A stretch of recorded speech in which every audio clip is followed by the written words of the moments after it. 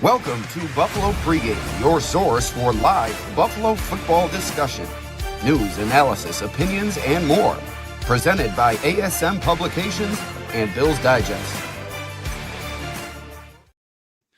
Hello, everybody, and welcome to Buffalo Pregame, the postgame show here following Bills Giants. I'm your host, Alex Brasky, here for Bills Digest and ASM Publications. On today's postgame show, we wrap up the Bills' 34-25 preseason loss to the Giants.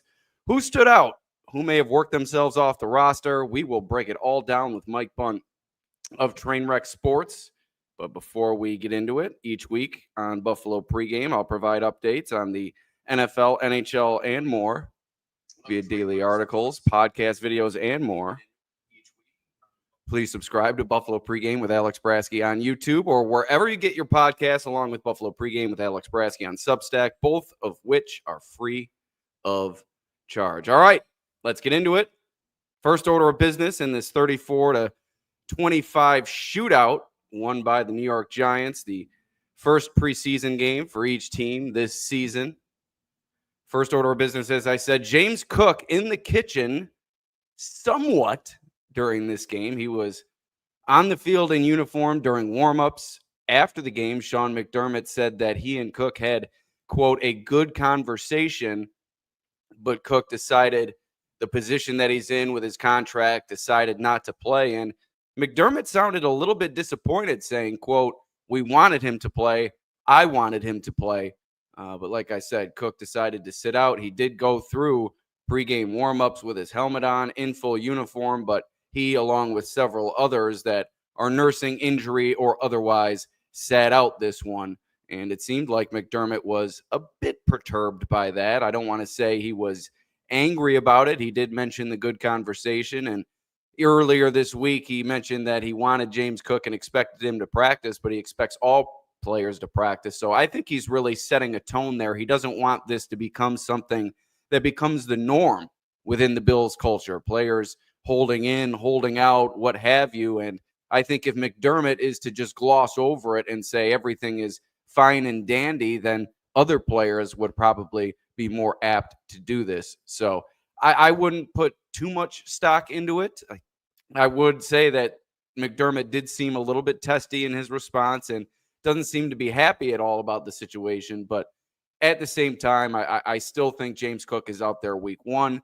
If you would have asked me before McDermott's comments, I would have said this is a positive development. Maybe they are working toward a deal, and this is a show of good faith. But it just seems to be that the two sides are not where they need to be at this point, but plenty of time left in the preseason for those two sides, like I said, to kind of meet in the middle and work out a deal, as many Bills fans want to see over the next few weeks. But another big story every preseason, injuries, and there were no major injuries in this one. Taron Johnson went out early. He was evaluated for a concussion and cleared.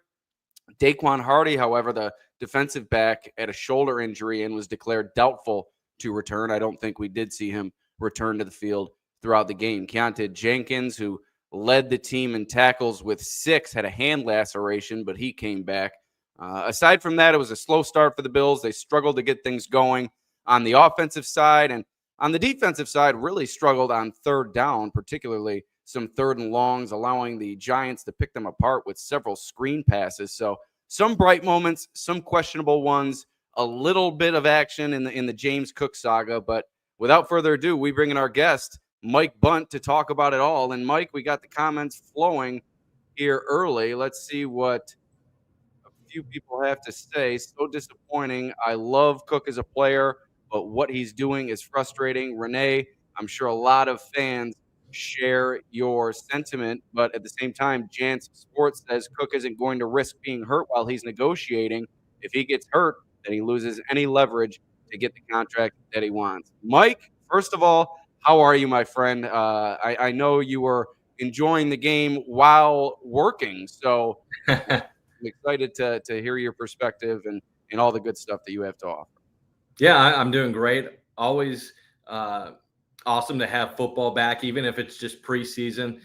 We've now seen a couple weeks of camp. Now we have a preseason game. So I feel like we're getting to the point where we kind of know what this team is looking like and what they can bring to the table this upcoming season, and can't wait to talk about it with you. How about the James Cook situation? How do you read this? Like I said, before McDermott's comments, I would have said this is undoubtedly a positive step, seeing him end his 4-practice hold-in. But after hearing the head coach at the microphone and hearing his tone, and he didn't really want to elaborate on it. He wanted to move on and talk about the team and the players that participated. So it seems like McDermott's getting a little bit frustrated. How do you read this situation? Yeah, this whole James Cook situation is weird to me. First off, the fact that you would have thought if it was all about business that he would have started the hold-in at the beginning of camp, not practice the first week. So I know there's been a lot of theories of why he practiced. Maybe he was trying to show a goodwill gesture to the team to try to help contract negotiations. And then maybe things didn't go the way he thought. And that's when he decided, I have to start sitting out. I have to start showing them I'm serious, and that maybe that would push things along. Right now, my takeaway is that the Bills have gotten to a number where they're not likely to get past. And Cook is not happy about that situation. He's looking to get paid what he views as his value. And right now, I don't think there is a resolution that's going to happen via contract extension or anything like that. The only way I really believe this gets resolved is that Cook eventually decides, well, I don't want to kill an entire season. I don't want to get fined during the regular season for missing games. I got to just start showing up and playing, and that's how I'm going to earn my next contract, whether that be in Buffalo or somewhere else. I'm not really worried overall about how this is going to go because I don't see Cook sitting out half a season. But it is getting to the point where you do wonder how long this is going to linger and if there really is a resolution that will make both sides happy at the end of this. Yeah, and one thing's for sure, Hard Knocks has its storyline that it was looking for. I think I mentioned this on a previous episode, maybe with Anthony Prohaska earlier.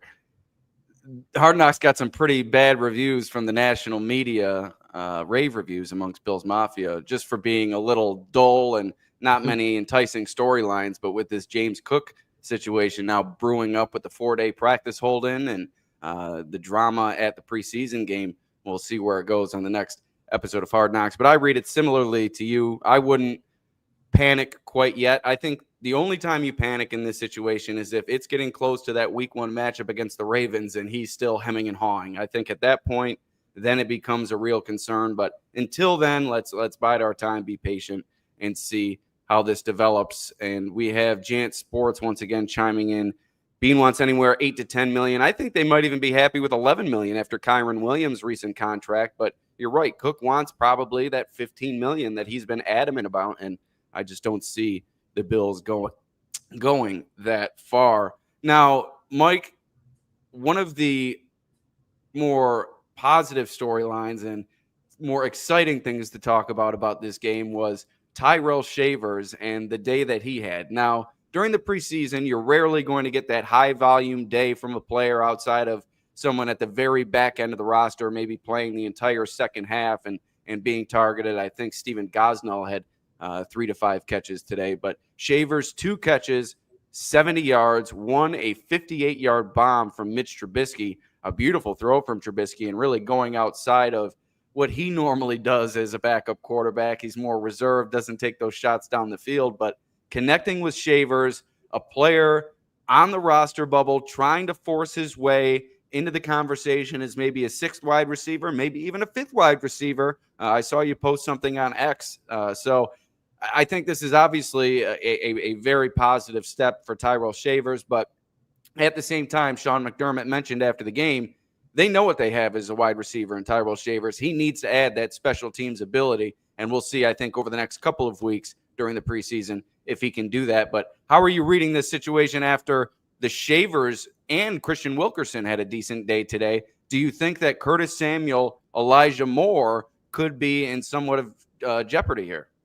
Yeah, absolutely. I think Curtis Samuel and Elijah Moore should be concerned because all offseason, the thought was that both of them would be safe, that they would be the 4 or 5 receivers. And then Tyrell Shavers wasn't really even in that discussion. And then there was talk about Laviska Shenault being a return man. Maybe he could be the sixth man and somehow compete for a spot. Right now, I'm to the point where Tyrell Shavers should make this team.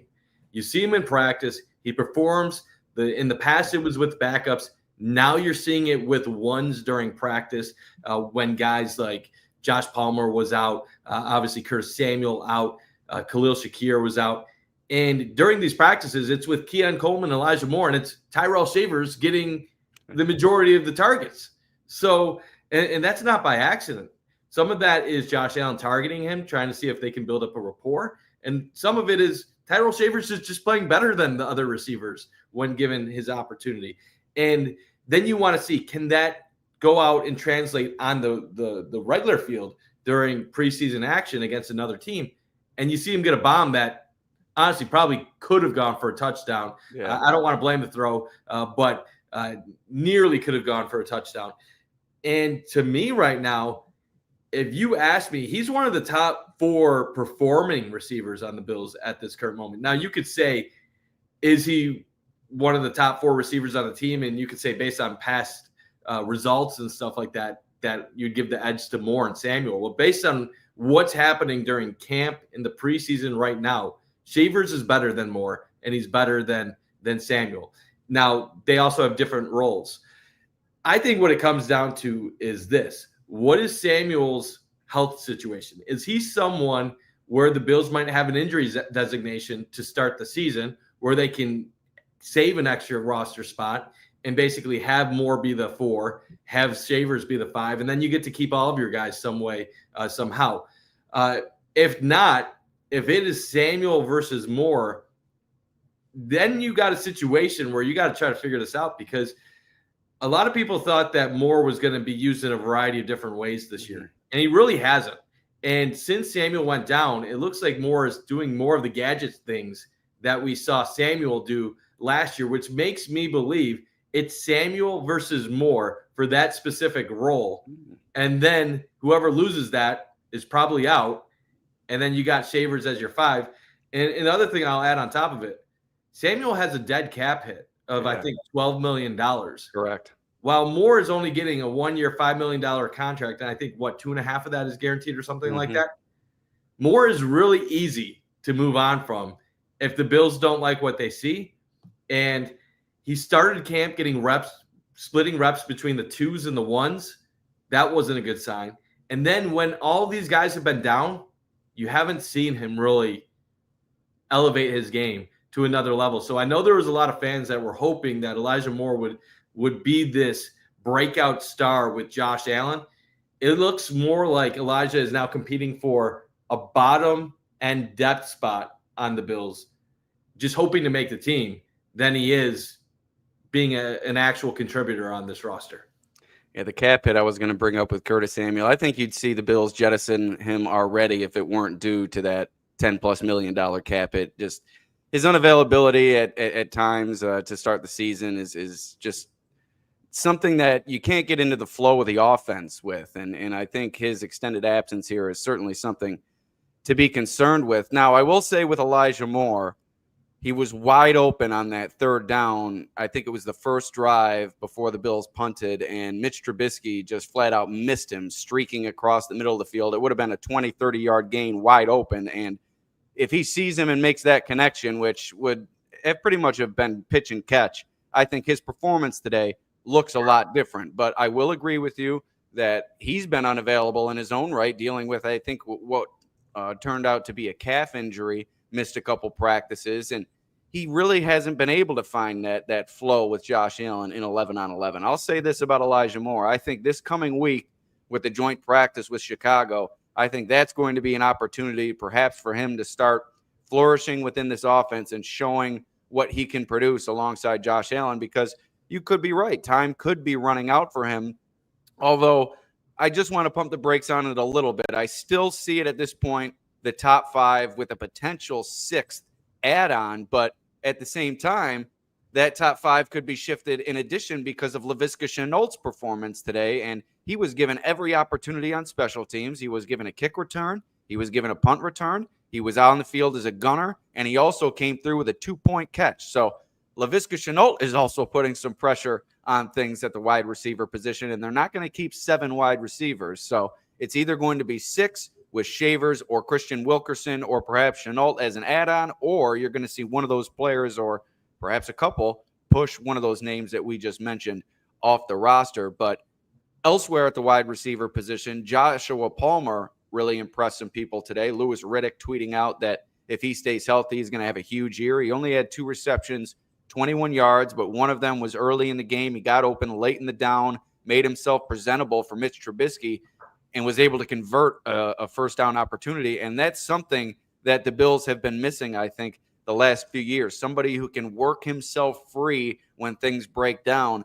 And if that's what Joshua Palmer can present, he's certainly going to be a boon for this offense. And just rounding things out on the offensive side of the ball for now, Trubisky, decent first half after getting the start, 9 of 13, 138 yards and a touchdown. Mike White gets the second half, 39-yard touchdown to KJ Hamler was his biggest play of the day. Came on 4th down, a nice throw on the run. 8 of 13, 112 yards, 2 touchdowns for White. I'll ask you this before I get to the next point on offense. Where do you see the QB2 battle? You think you've seen enough of Mitch Trubisky? You think the Bills have seen enough of Mitch Trubisky, or you think it's still Trubisky and White? Because that's how I see it. I still think the Bills are putting Trubisky just ahead. I think fans are going to want to see Mike White ahead of Trubisky. I do. After the second half, I still think Trubisky has the edge. He didn't have a good start to the game, but the numbers ended up being pretty close between the two. He has the edge just going into this, having been with the team for multiple seasons, being their backup before. I could really see this going either way. Maybe against Chicago, they give Mike White the start to see how Mike White does. I would anticipate that, I would say. I would see that being the case. I know there's talk like maybe you could get Josh Allen, but going up against Chicago in practice, you're going to get a lot of practice reps where I think you're going to be able to see what the two do against each other. So yeah, I think it's an open competition, and I'm excited to see where it goes. I'm really not super high on either of them at quarterback. They're very average backups in my opinion, but you could do a lot worse. And then just one last thing I did want to say about the receiver talk. You mentioned Josh Palmer. That's a guy a lot of fans have been sleeping all offseason on. He's going to have a big role in this offense. A lot of talk has been about Keon Coleman this training camp, and rightfully so. He's been very solid and appears to be ready to take a sophomore leap. Josh Palmer has 50 catch potential, 750-plus yards written all over him. All through practice, he's in the intermediate parts of the field getting catches for 15 to 20 yards all the time. So he might not be the volume receiver, but he's going to be getting chunks when he's getting the ball. And the one other player you brought up was KJ Hamler. KJ Hamler is an interesting guy, too. Obviously, he's been on the practice squad in recent years. But quietly impressive at training camp, yes. I thought. Although he did deal with some time off the field, but quietly impressive throughout the time at St. John Fisher. 100%. And Hamler is the reason why I think Moore/Samuel, one of them is expendable, because Hamler's more of a gadget guy as well. So if they are planning Moore and Samuel to be going after more of a gadget, short yardage, yards after catch role, you can conceivably cut one of them and keep Hamler on your practice squad as the backup if needed to elevate in those situations due to an injury. So I'm with you where, like, I don't think it's a guarantee that one of Samuel or Moore get cut. I could see a situation where the Bills keep 6 receivers and you have Samuel and Moore and maybe Shavers is your number 6, or a scenario where maybe even Shenault is your number 6 and you cut one of them. But Hamler's an interesting guy because that veteran experience in a practice squad role almost gives them an extra roster piece without actually keeping a guy in their 53. Yeah, I see it the same way. Now, tight end, a tough day for Zach Davidson. 2 drops. One was thrown a little bit behind him, one thrown a little bit high, but there's enough time for him to react to the throws and make the catch, and he failed to do so in both circumstances. And a player who's trying to make the roster as a 3rd tight end, not a good showing for Zach Davidson. He did make an impressive tackle between the 2 drops on special teams, but I don't think that's enough to erase the tough day that he had catching the football. And Jackson Hawes also had a drop at the tight end position. So not a good day, not a banner day for the Bills tight end threes. That competition, I think, will continue throughout the preseason, but I think it's pretty clear Jackson Hawes has more to offer, and I think they know what they have in Zach Davidson, and it's just not enough to warrant a roster spot. I thought it was a tough day for Ray Davis. He really couldn't get going at all on the ground. You did see Ty Johnson and Frank Gore Jr. rip off a couple impressive runs, but Ray Davis really not much to speak about other than his PAT attempt, which Sean McDermott said is not just for shits and giggles. It's actually a part of kind of the preseason process and figuring out where they sit on special teams, because they're planning for, if they lose Tyler Bass in the middle of a game, you're not going to carry two kickers. You need an emergency kicker. And in that situation, what does that look like? Getting Ray Davis on and off the field quickly. So it was good to see him split the uprights, although it was kind of a worm burner, barely got it off the ground. But elsewhere on special teams, I mentioned Chenault returning kicks. Codrington got some punts as well. They're going to rotate that. I think there's so many guys in that conversation that they're going to kind of feel that out throughout the preseason. Chenault had the first crack at it and showed well, but I think you're also going to see some other players given opportunities. And last thing on special teams, Brad Robbins, a great day punting the football, was one of the stars of the show. I believe 53 yards was his punting average. He had one of about 58. He kept the Giants inside the 20, I think, on 3 of those. So the holding and the chemistry that he hasn't been able to build with Tyler Bass due to Tyler Bass's injury is somewhat of a concern, but a great day for Brad Robbins. Do you got anything on special teams, Mike? Yeah, I'll say this. There was a lot of talk when Robbins came to the Bills that he was one of the lesser punters in the NFL. My response back to that is there's no such thing as a lesser punter in the NFL.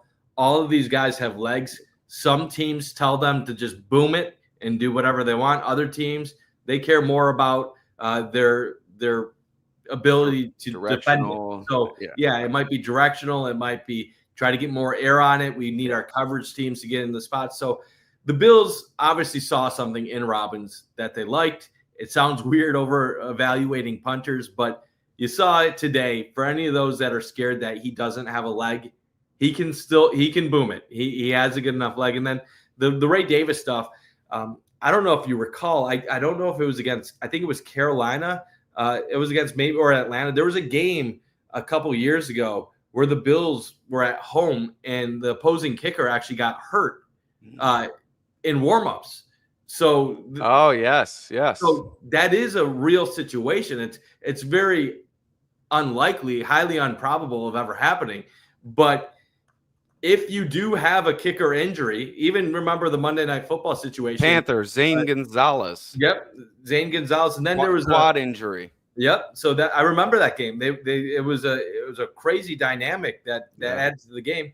And then also there was a situation one time when the Bills were on Monday Night Football against Seattle, and Richard Sherman drove into Dan Carpenter after a snap, and he had to sit out. Now, Ray Davis ain't kicking a 50-yard field goal, but it's good to know that you have someone on your team, given an emergency situation, that you can trust for maybe up to 35 yards, given maybe you have a situation late in the game, you're down 2, you're down 3, and it's a fourth down with a minute left, like 4th and 6, 4th and 7. What do? Do you try to kick it? Do you try to go for it? That it creates interesting situations. But if you know you have someone that can at least make it, it gives you more options. Agreed. And we have a question here from Kenny. What position did Jordan Hancock play today? Was playing safety due to the injuries at safety.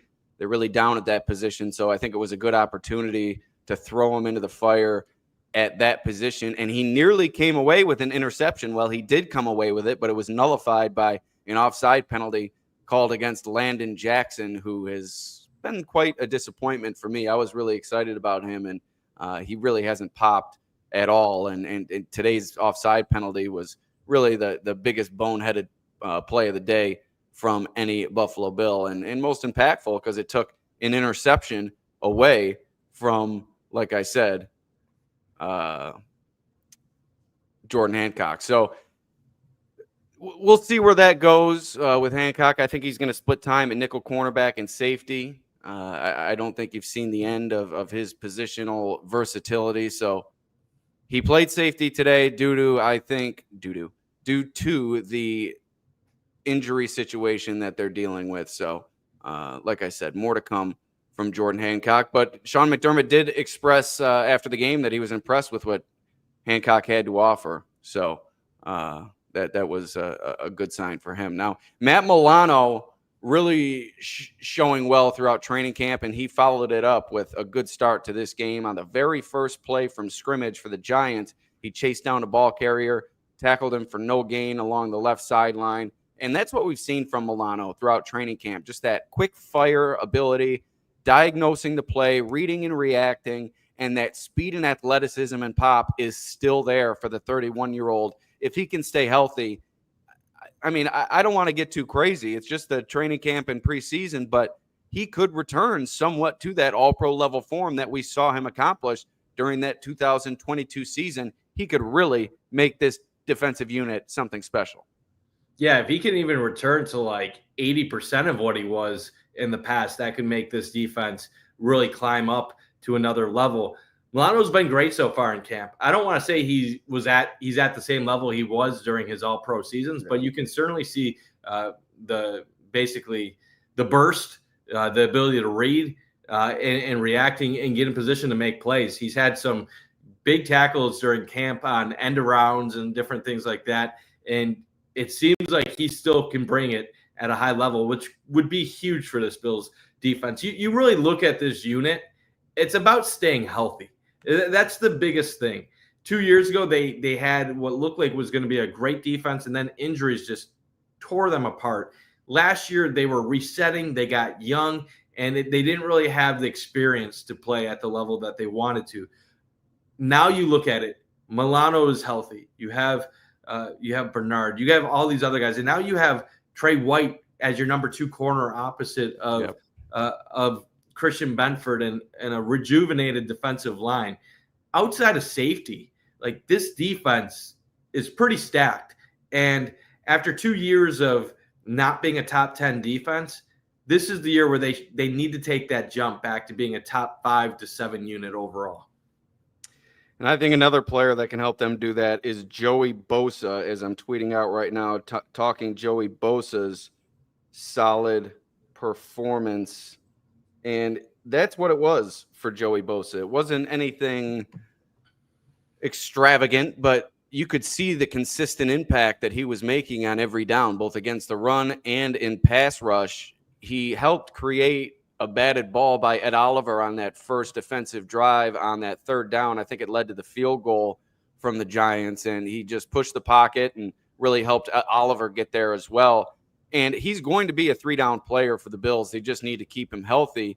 But they signed him to this contract. You're not going to bring him in and play him 1 out of every 3 plays. You're going to bring him in. You're going to let him loose. You're going to give him some maintenance at times and be smart about his rep count, maybe when games get out of hand and stuff like that. But you saw what he can do today as an impactful player off the edge. And I think, like you said, this unit needs to take that next step, and players like Matt Milano and Joey Bosa are players, when playing at their top level, those are the players that help you elevate to a star-level defense.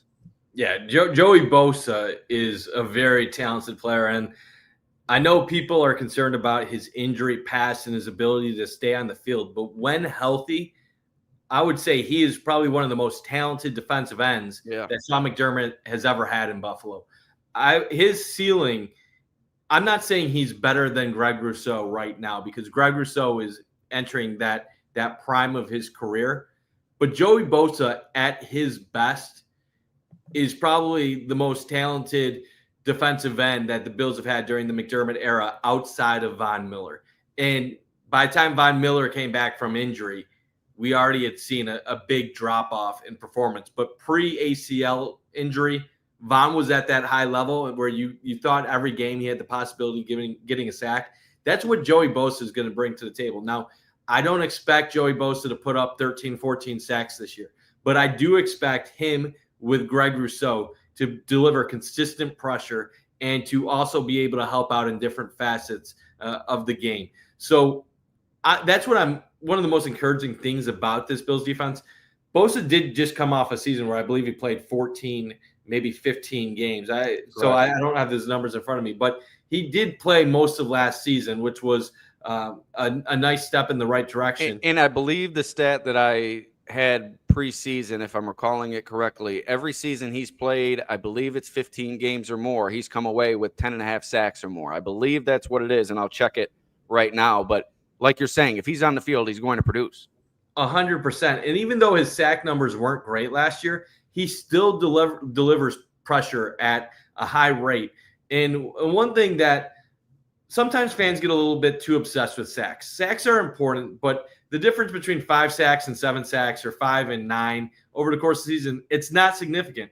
But if you're consistently delivering with your pass rush, getting in quarterbacks' faces, that's going to create errant throws. That's going to create second guessing in other issues for opposing offenses. So if Bosa can play at a high level, not young Joey Bosa, but even like a decent, good player on a consistent basis, this defense is going to be that much more scarier, especially with the depth that they now have at these positions. Having a Michael Hoyt and obviously hoping A.J. Epinesa can still deliver around 6 sacks, and having a Javon Solomon that you're hoping can emerge as a pass rusher.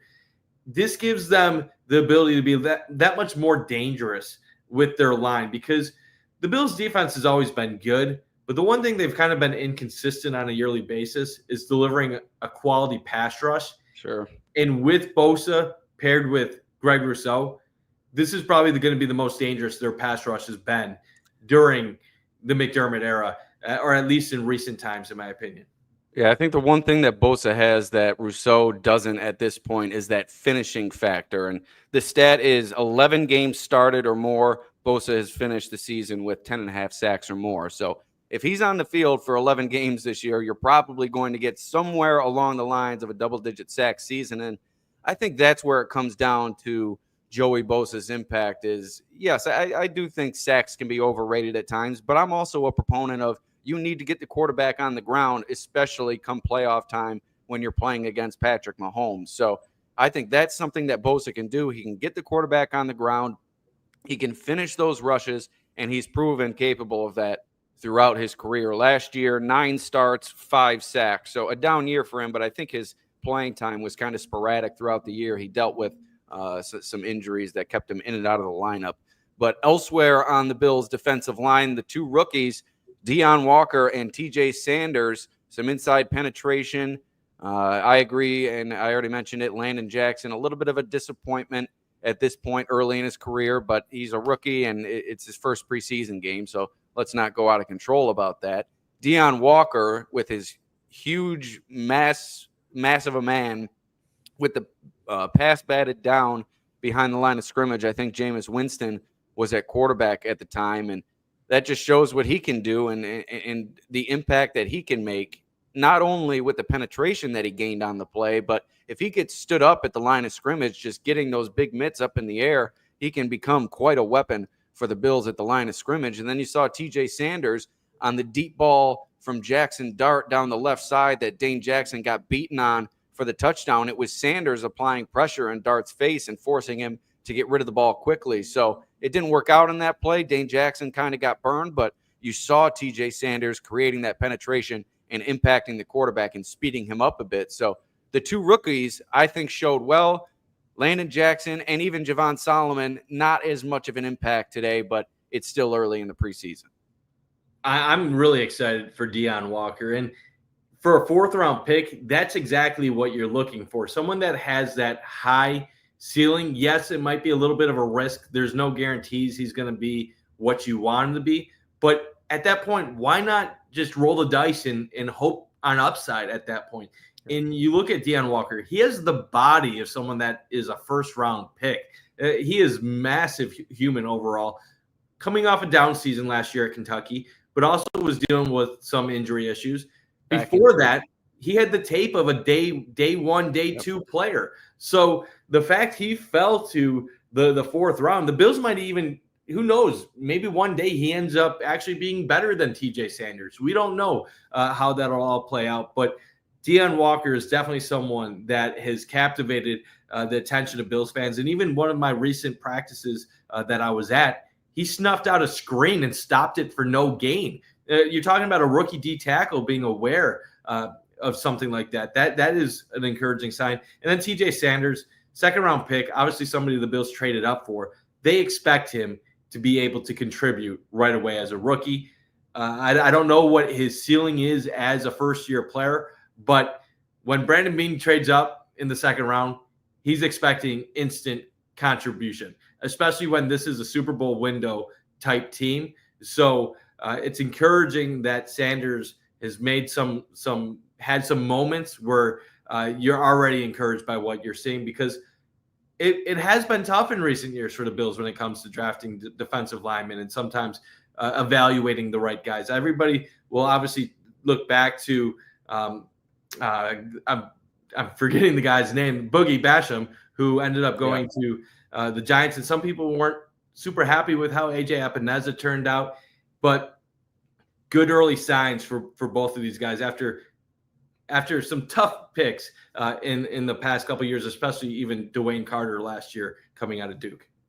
Surely. The third down defense was a little bit dicey today, as it has been in recent seasons. The third and long specifically, 3rd and 7 and longer, has just become a bugaboo for this Bills defense. And more signs today. It is the preseason, and a lot of players were out, especially in the secondary. You were missing both of your potential starting safeties. You're missing your starting captain linebacker and Terrell Bernard calling the signals. So I think you need to pump the brakes a little bit on the concerns about the third down defense. But at the same time, showing these same signs year after year is certainly going to be a concern if this lingers into the regular season. And they really struggled to defend the screen pass as well today, Mike.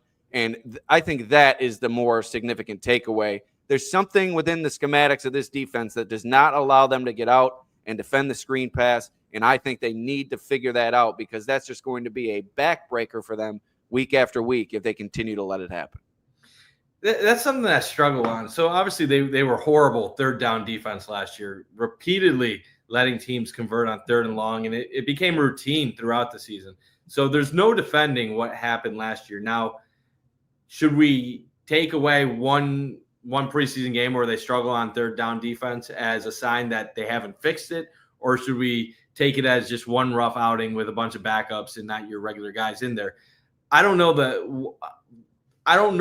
the proper takeaway from that at this point in time. If we see it again next week, maybe I'll be a little bit more concerned, but I don't take too much away from team performance in the preseason. I'm more focused on individual performance. And on that note, Sean McDermott was asked by Matt Beauvais after the game how much they game plan for the preseason games, level of 1 to 10. He said 0 to 1. They like to see how players react during the preseason. So third down defense was dicey, but take that for a grain of salt. Yeah, so some of that is essentially saying we're not worried about what the Giants are doing. That has zero focus on what we're doing as a team. We're more trying to evaluate how our players individually react to different situations. So there's times maybe the Bills are – I'm not saying this is what they're doing, but maybe they're intentionally putting them in more difficult situations to see how they respond to adversity or respond to being put in different situations, to see if they're ready to step up to the challenge or if they're able to handle it. So I'll say this. The third down defense is definitely a concern. But you look at how this defense was set up last year. You had struggles at CB2 behind Christian Benford. Rasul Douglas had his struggles. You had injuries at times. You had linebacker depth issues at times where you didn't have Milano for large stretches.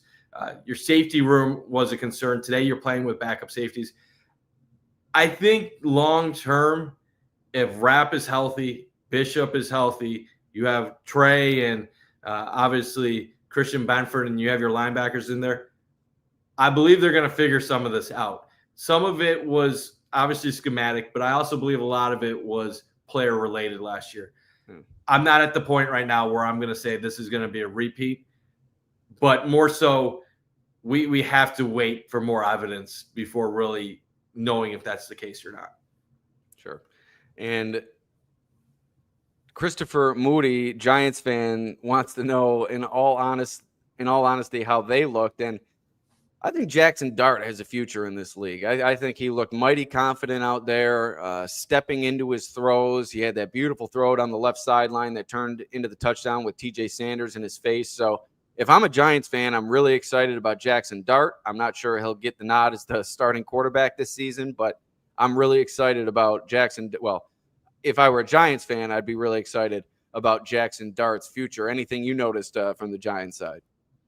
Yeah, Dart looks like he has some ability. The only question is who's going to be the head coach when he finally gets the opportunity to start for Right. the Giants. But I'll say this. There's some things I like about what the Giants are doing, but in that division with who they have to go up against, even if the Giants take a step in the right direction, it's still going to likely be a long year for them. This is one of those rebuild seasons where we'll see how long Russell Wilson can keep them competitive. But if you're a fan, you're really just waiting until Jackson Dart gets his turn. The question is, do you give him a redshirt year to just learn behind a former Super Bowl champion, or do you eventually give him an opportunity to get some reps late in the season? All right, Mike, I think we covered pretty much everything. Do you have anything left to add? Anything you felt that we left out, or anything you're looking forward to this week? Not really. Mostly my opinion on things is this is a status quo training camp preseason for the Bills. The results on the field during these preseason games are next to meaningless for the Bills right now. The biggest thing I'm looking at is which rookies are showing some potential. How are players on the roster bubble performing? And then just staying healthy and having a full roster ready to go week one against the Ravens, because looking past the next two preseason games, which I think next week is going to be fun with the practices with the Bears. But you look at the way the season starts. You have Baltimore Sunday Night Football week one. That's going to be the toughest game of the opening 6, 7, 8 weeks. And then there's a period of time where, like, conceivably the Bills could start 7-1. Yeah. Or if they beat Baltimore, they could start 7-0. This is really set up for the Bills to get off to a tremendous open to the season. And this has to be the year where they get that 1 seed. It's the only thing that they haven't accomplished in the regular season during Josh Allen's time in Buffalo. And when you look into the playoffs, that's a contributing factor into why they haven't necessarily gotten past Kansas City and gotten to a Super Bowl yet. So I know you should still be able to make it as a 2 or 3 seed, but I'm just looking forward to staying healthy and grabbing that 1 seed. They need it this year. No more excuses for not getting that this upcoming season. I'm right there with you. That's the lone bridge that they have yet to cross, the Rubicon, I believe. I'm using that terminology correctly. And it's really set up nicely for them. You mentioned the schedule, the home schedule, all their toughest games being inside Highmark Stadium. The last year there, that crowd is going to be up for grabs. So excited to see it really all kick off in several weeks here and kind of get through this preseason and get into the true excitement. But Mike, Trainwreck Sports, Pay the Bills pod, can you tell us what you have coming up in terms of coverage? Yeah, so we just got through a nice training camp, a lot of stuff posted, stories, and then interviews with some players. But coming up, regular season time, podcast every Tuesday night at 7 o'clock. Me, AJ Sobalski, obviously a good buddy of yours, and then Jake Micah and some other guys with the rest of the crew. We're going to be having game recaps, quick videos throughout the season. Obviously, we're in the stands. We're fans. We enjoy the team. We have fun. So we're going to have our game recaps after every home and away game. We will have podcasts, fun, unique stuff. So I always say this. There's a lot of really amazing Bills content creators, a lot of them that have the best analysis and different things. Alex, you're one of them. Cover One's great. Buffalo Rumblings. There's Buffalo Fanatics. There's a bunch out there. We like to have more fun. So if you want a unique perspective on the Bills, check out The Train, and we'd love to interact with all of you guys as well. It never stops over there at Trainwreck Sports, and we'll keep on following along. You guys do a great job, and it's always interesting to follow what you guys have to offer. So we'll get you back on for some Sabres talk later. But for now, Mike, thank you so much for joining me. I'm very grateful for your time, and we'll see you soon, my friend. Sounds good. Thanks for having me. You got it. All right. The great Mike Bundt from Trainwreck Sports joining me and breaking things down. I thought that was a really good conversation about today's game. And you got to take things with a grain of salt. As we mentioned, they're not game planning for these games, but still, it's still fun as a fan and someone covering the team to report on what's going on and follow along with the comings and goings from week to week. And certainly no overreactions here, but we want to give the people the content that they want. And I'll leave you with this. It truly has been amazing to watch Joe Andreessen come from humble beginnings to where he is now, a bona fide NFL contributor and somebody who is a key cog in what the Bills are doing. He's linebacker 4 for this team, but behind Matt Milano, Terrell Bernard, Dorian Williams, and then you have Joe Andreessen. And with the injuries right now to Terrell Bernard and Dorian Williams, and historically injuries to those players, you're one injury away from being in the starting lineup. And what Joe Andreessen has shown in terms of his progression has just been outstanding. His ability to diagnose at the line of scrimmage and then read and react, as I mentioned with Matt Milano earlier, he's truly become a sideline-to-sideline player. Almost came away with an interception today. Couldn't quite get the handle on it, but he's always around the ball, a nose for the ball, I would say, for Joe Andreessen, and a player who started as a rookie tryout for the Bills, a guy who went to Lancaster High School. What he is now, this story continues to get better and better, and another chapter was written on Saturday. But I wanted to leave you with that. Great crowd on YouTube and X today. Thank you for joining us, and we will see you next time. Please like, share, subscribe, hit that like button, share it with your friends, subscribe to the channel, all of that good stuff. The like on YouTube really, really helps us spread the word. So thanks for tuning in, and we will see you next time.